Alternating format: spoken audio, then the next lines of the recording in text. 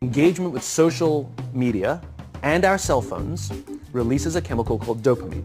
That's why when you get a text, it feels good, right? So, we've all had it where you're feeling a little bit down or feeling a bit lonely, and so you send out 10 texts to 10 friends, hi, hi, hi, hi, hi, because it feels good when you get a response, right?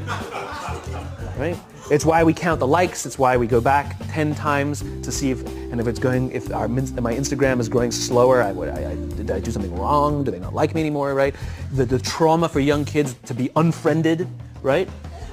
Because we know when you get a hit of dopamine, which feels good. It's why we like it. It's why we keep going back to it. Dopamine is the exact same chemical that makes us feel good when we smoke, when we drink, and when we gamble. In other words, it's highly, highly addictive, right? We have age restrictions on smoking, gambling, and alcohol, and we have no age restrictions on social media and cell phones, which is the equivalent of opening up the liquor cabinet and saying to our teenagers, hey, by the way, this adolescence thing, if it gets you down. But that's basically what's happening. That's basically what's happening, right? That's basically what happened. You have an entire generation that has access to an addictive, numbing chemical called dopamine through social media and cell phones as they're going through the high stress of adolescence. Why is this important? Almost every alcoholic discovered alcohol when they were teenagers.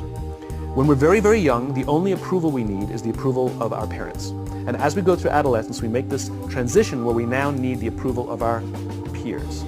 Very frustrating for our parents, very important for us. It allows us to acculturate outside of our immediate families into the broader tribe, right? It's a highly, highly stressful and anxious period of our lives, and we're supposed to learn to rely on our friends. Some people, quite by accident, discover alcohol and numbing effects of dopamine to help them cope with the stresses and anxieties of adolescence. Unfortunately, that becomes hardwired in their brains, and for the rest of their lives, when they suffer significant stress, they will not turn to a person, they will turn to the bottle. Social stress, financial stress, career stress, that's pretty much the primary reasons why an alcoholic drinks, right? What's happening is because we're allowing unfettered access to these dopamine-producing devices and media, basically it's becoming hardwired, and what we're seeing is as they grow older, too many kids don't know how to form deep, meaningful relationships.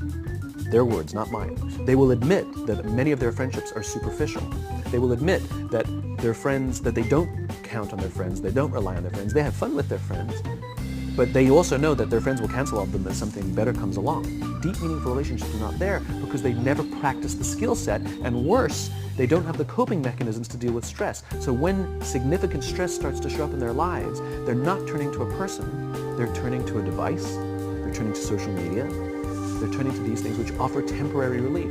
We know, the science is clear, we know that people who spend more time on Facebook suffer higher rates of depression than people who spend less time on Facebook, right? These things balanced. Alcohol is not bad, too much alcohol is bad. Gambling is fun, too much gambling is dangerous, right? There's nothing wrong with social media and cell phones. It's the imbalance, right? If you're sitting at dinner with your friends and you're texting somebody who's not there, that's a problem. That's an addiction. If you're sitting in a meeting with people you're supposed to be listening to and speaking, and you put your phone on the table, face up or face down, I don't care, that sends a subconscious message to the room that you're just not that important to me right now, right? That's what happens. And the fact that you cannot put it away is because you are addicted, right? If you wake up and you check your phone before you say good morning to your girlfriend, boyfriend, or spouse, you have an addiction. And like all addiction, in time, it'll destroy relationships, it'll cost time, and it'll cost money, and it'll make your life worse.